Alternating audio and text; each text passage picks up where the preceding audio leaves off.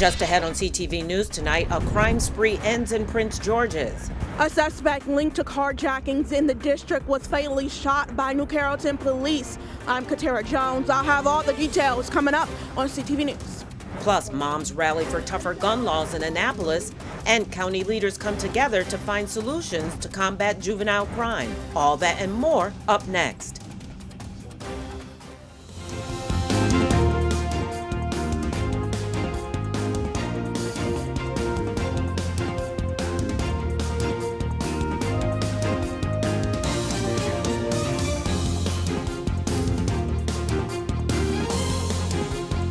Good evening. This is CTV News for January 30th. I'm Patricia Vallone.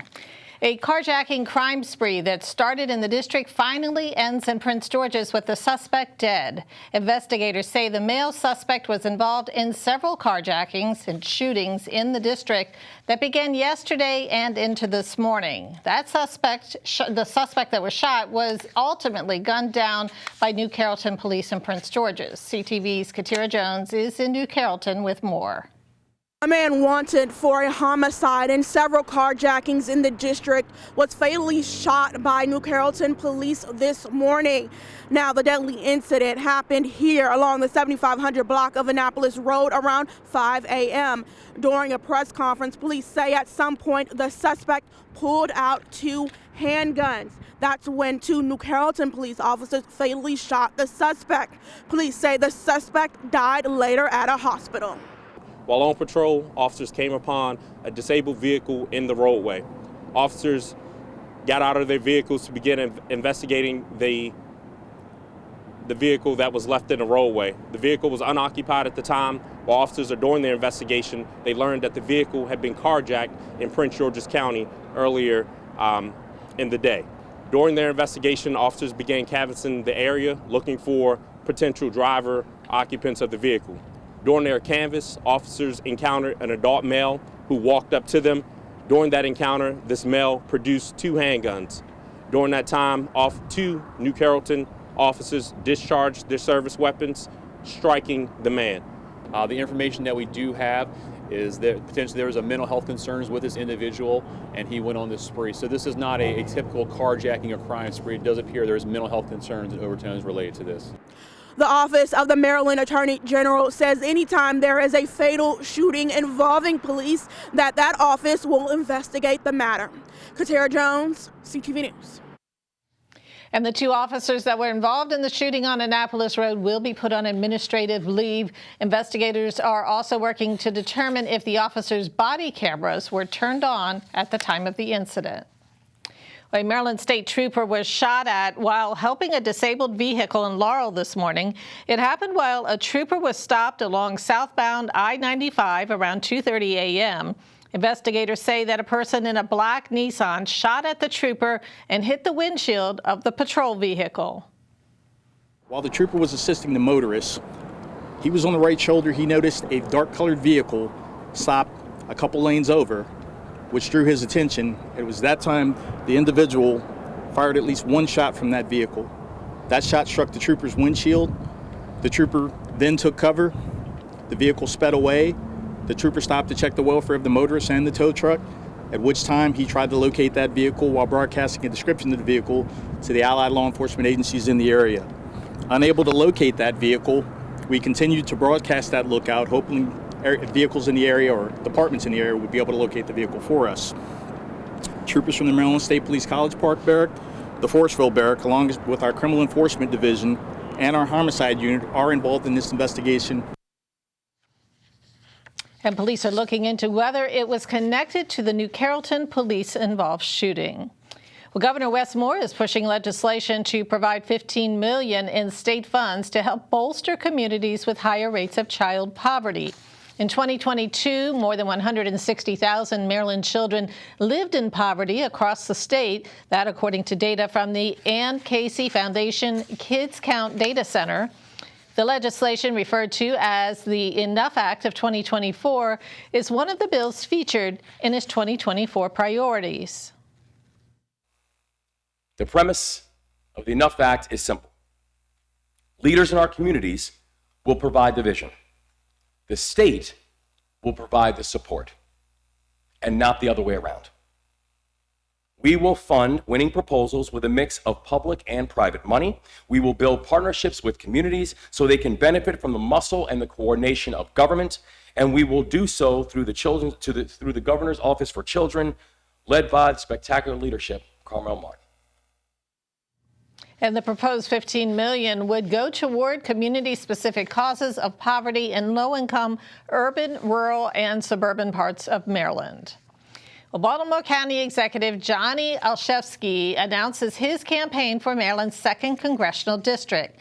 The Democrat aims to succeed Representative Dutch Ruppersberger, who will be retiring after 40-plus years in public service. In his announcement video, Olszewski says that he will forge compromise without compromising values and that he'll combat right-wing politics on Capitol Hill. It's time for Washington to have a new generation of leaders. Leaders who will fight back against those who would destroy our democracy. Leaders who will help make sure Maryland remains a beacon of hope for women and choice, not just here, but across our country. It's time for leaders who understand that climate change is real and something that requires urgent action. And leaders who won't be afraid to work across the aisle and create compromise without compromising our values. And Olszewski will face fellow Democrats Delegate Harry Bhandari, Jessica Sjoberg, and Clint Spellman Jr. for the seat.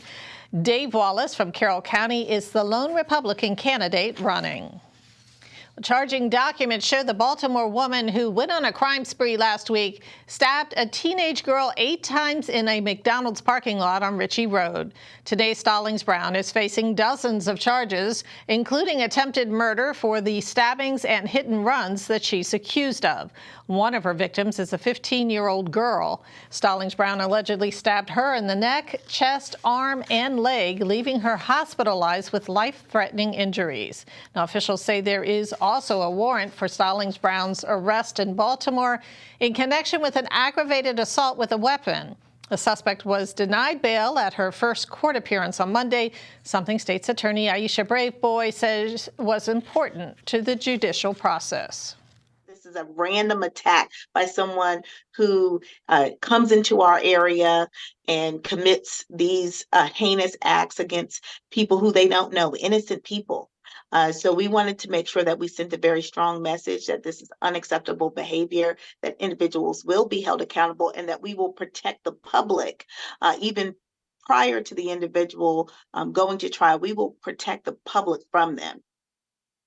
And Braveboy says Prince George's County is working with Baltimore to figure out how these cases will be prosecuted. Hyattsville police are searching for this suspect that they say attacked a pregnant woman. The assault took place last night around the 6400 block of America Boulevard. The suspect pictured here is believed to have driven off in a maroon Mercedes SUV. Police are asking anyone with information about the case to call 301-985-5060. And you are watching CTV News. I'm Patricia Vallone. After the break, gun safety advocates rally in Annapolis demanding change. George's County Council tackles juvenile crime. I'm Byron Scott. We'll have that story coming up.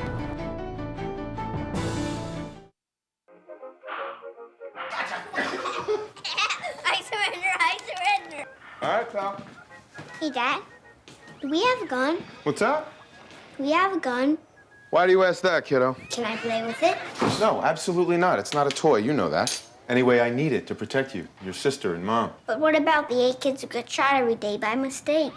Where'd you hear that? Where do you keep it? It's hidden. I bet it's on the top shelf of the closet, under your sweatshirts. Is it loaded?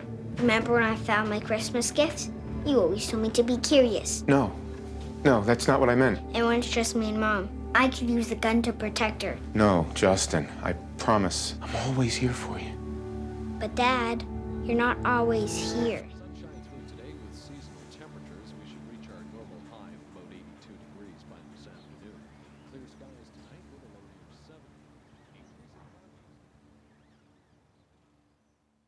Hi, I'm Smokey Bear, and I made an assistant to help you out, because only you can prevent wildfires. Hey, Assistant Smokey Bear. Call me Papa Bear, because I'm grilling up dinner. Do you get it? Yes, good job. So, what should I do with all these coals? Don't just toss them out. Put them in a metal container because those embers can start a wildfire. I understand. The stakes are high. Ha ha ha ha. See, Smokey thinks I'm funny. You budget. You pay bills. Yet somehow, women like you, like me, Are 80% more likely than men to live in poverty in retirement. So here's what we're going to do now. We're going to save ourselves by setting a goal to save 2% more of our income for our retirement. Why 2? 1% honors you. And 1% honors all womankind. So come on. Learn more about the 2% challenge at WeSaySaveIt.org. Welcome back. Well, the national grassroots movement Moms Demand Action brought the issue of gun safety to Annapolis this morning. The group, which advocates for stronger gun laws, says it's working to close some loopholes that jeopardize the safety of Maryland families. Happy Advocacy Day, Maryland. The signs may be different, but the message was the same. Hundreds of gun safety advocates came out to the state capitol this morning, calling for action and demanding changes in gun safety. The group Moms Demand Action donned their bright red shirts to advocate for tougher gun violence prevention laws. So we are supporting several bills, one of which is the governor's bill to set up a Center for Firearm Violence Prevention and Intervention. We are also supporting a bill that would provide a pathway to justice for victims so that they can sue the gun industry. And then the third bill is to lessen the trauma of active shooter drills. No industry should be immune from lawsuits. Not tobacco, not opioids, not firearms. Several lawmakers have proposed legislation that would hold the firearms industry accountable. When the gun industry is immune, they sell guns to straw purchasers. When the gun industry is immune, they fail to secure their inventory. When the gun industry is immune, they market to underage users. Governor Moore is also on board with gun safety advocates. We knew the opposition would be strong. When we knew that the voices and the people, they would be well funded, and they would stop at nothing to be able to keep their policies in place. However, in this moment, in this time, we want to let you know that the Moore-Miller administration in this moment, we stand with you, and in this moment, Maryland will get this right. Don't stop. Don't stop. Don't stop. Don't stop.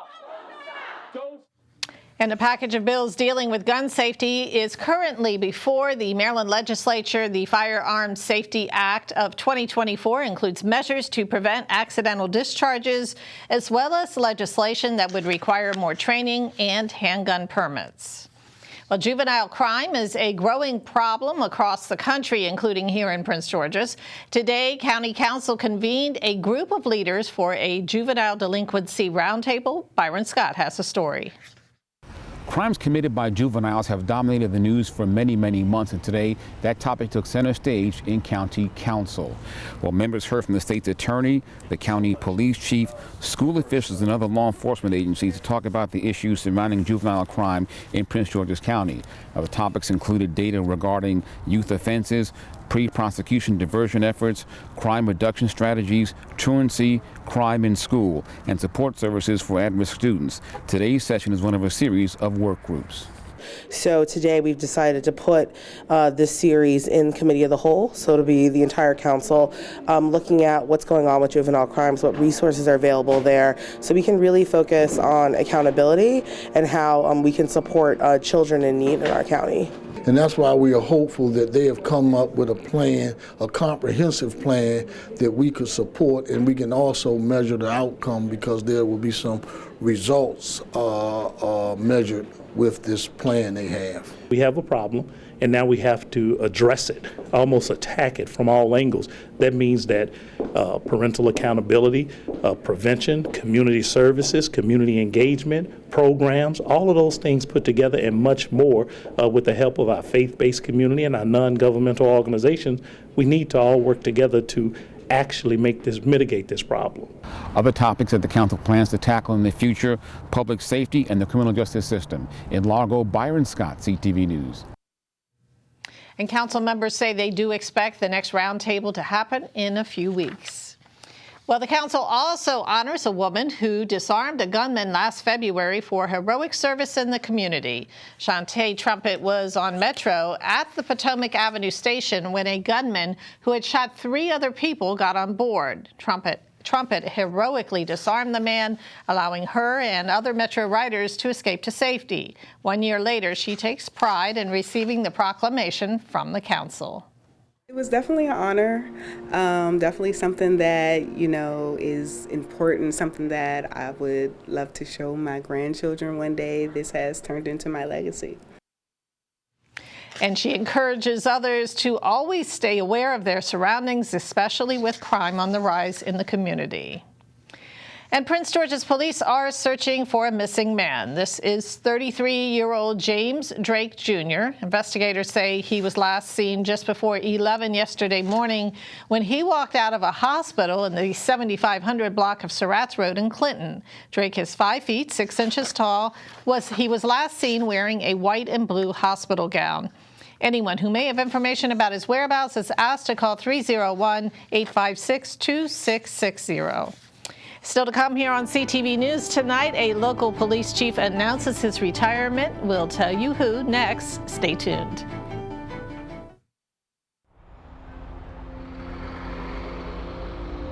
The doctor said I only had a 29% chance to find you. But I knew you were out there.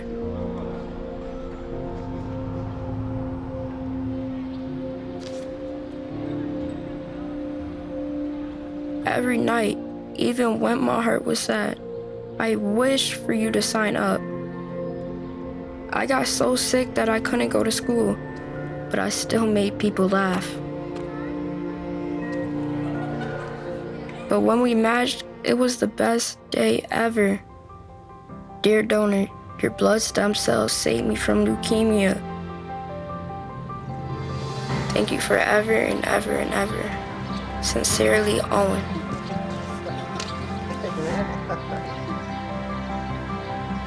Experience the true joy of saving a life at nmdp.org. Out! Out! Everybody out! Come on!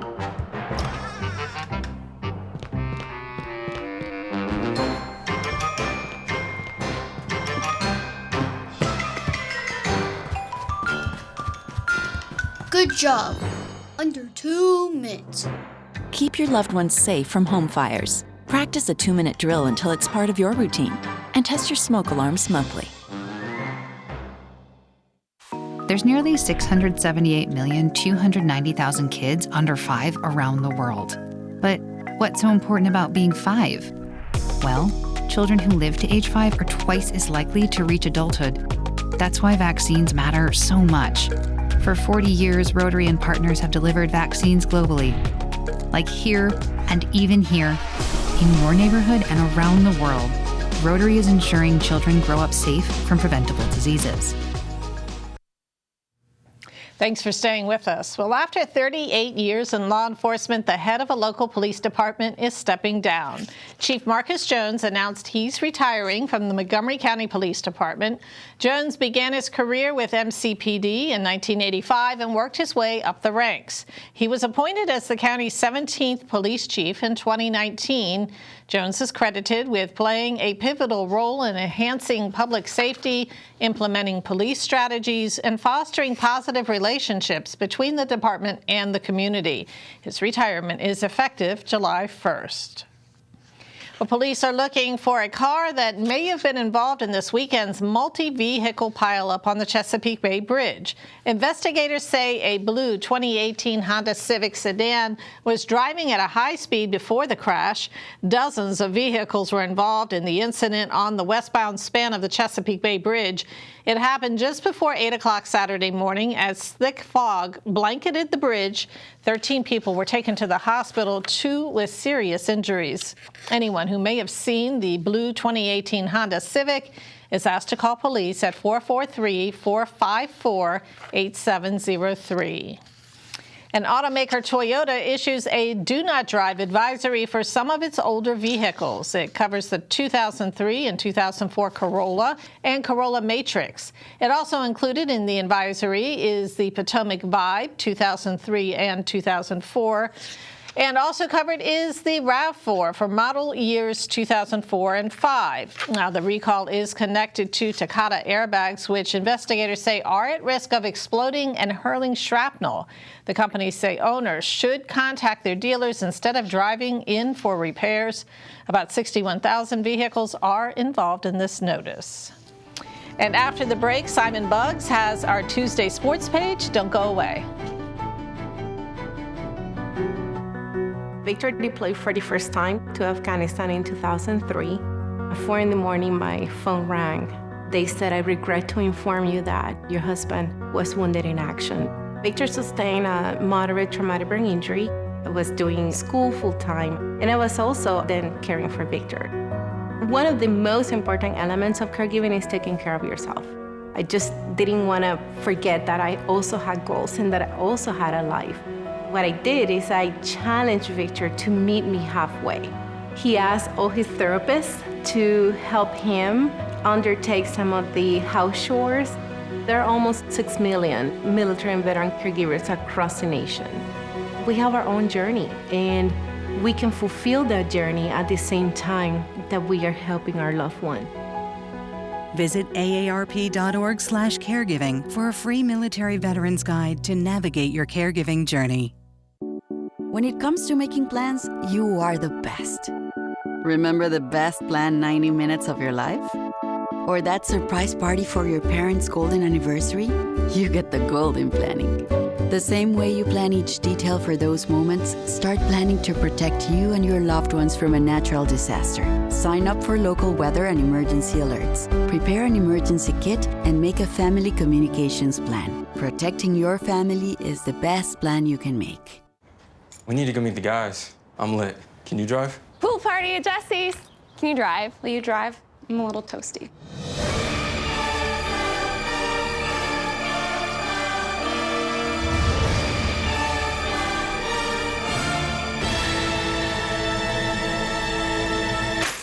Nope.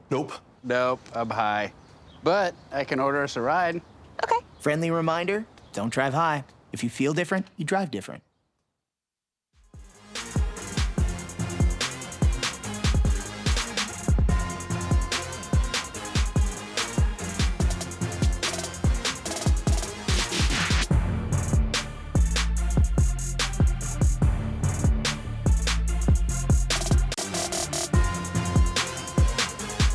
Fans, it's time for your Tuesday Sports Page. We'll start with some college hoops news. The UMD women's basketball squad will try to bounce back from their blowout loss against Penn State in their matchup against Indiana tomorrow. But the Lady Terps will have their hands full dealing with the Lady Hoosiers, who are 17-2. And guard Lavender Briggs touched on what makes this Indiana team such a difficult opponent. Like Coach said, they have a good inside-out game, and I think we're just going to have to, get down and really guard and be disciplined in our defense. Tip-off is at 7 o'clock. Moving on to more Terp sports news, Lauren Karn is going into her first year as the head coach of the softball team. The two-time Horizon League Coach of the Year was previously with Oakland University before taking the job in College Park. CTV Sports caught up with Karn, and she told us about what her point of emphasis was for the team this season. We really want to be as resilient as possible, and we're really kind of not necessarily like outright talking about it, but just finding areas in practice where there's a moment where things don't go our way. What do we do? Do we turn our backs on each other, or do we come together and we just stay as a group and keep moving forward? And I think at the end of the year, when I reflect on the year, that's what I'm going to be talking to myself about, is how many times did you point out, that's a moment of resiliency that you could have showed them. How could you have taught them in that area how to show up for each other a little bit better? And that's something that I'm paying attention to as we're moving through these practices leading into games next week. Switching gears to some high school soccer news, congratulations to Northwestern player Diego Smith for being named to the All-State soccer team. Head coach Victor Ramirez says Smith is not only a great soccer player, but he's also a wonderful student athlete. And lastly, Lauren Champion, an Annapolis native, made history over the weekend as her, as well as her partner Lisa Rowland, broke the record for the fastest time a woman duo rowing across the Atlantic Ocean.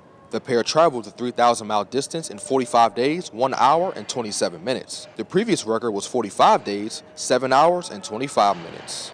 And that is your Tuesday Sports Page. From College Park, Simon Buggs, CTV Sports.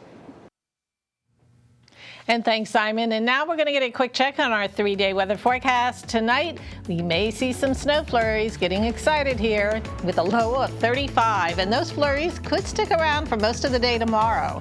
Temps will reach 47 during the day, and sunshine returns on Thursday. It'll warm up a bit with a high of 54. Friday, the sun is sticking around for the beginning of the weekend. Temps will reach 51 degrees. And that wraps up our CTV News Update. I'm Patricia Vallone. Join us again tomorrow for more local news. Have a great evening.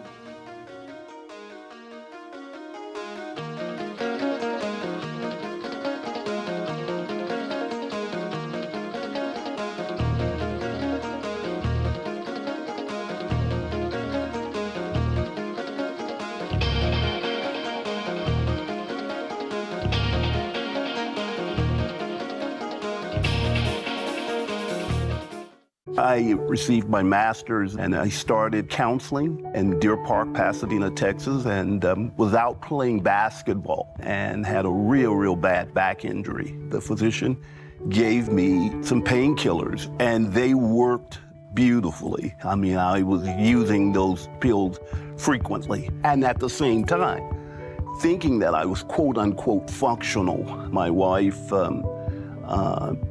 starts saying to me, look, Robert, the pills are destroying our family. Can I stop real quick? Right. At that point, my wife decided that she needed to get away because the kids were growing up seeing an addicted father. I cried out and asked God to somehow deliver me from the substance abuse. I wanted to stop, but I couldn't. I ended up living on the street in an abandoned warehouse for 12 years. There happened to be a hole that had somehow been cut out. I would lay on that nasty mattress and I would look through that hole and I would ask, God, is this it? Where are you? Where are you? The ARC has saved my life. What the work therapy gave was structure. I felt like I was a part of something again. And now today, I am the intake coordinator where I have that opportunity to give back to others what the ARC gave so freely to me. Nothing is more powerful than that. So I've been clean now for about 10 years. The kids are back. The wife, we're the best friends now. The ARC helped restore everything that I thought I had lost forever.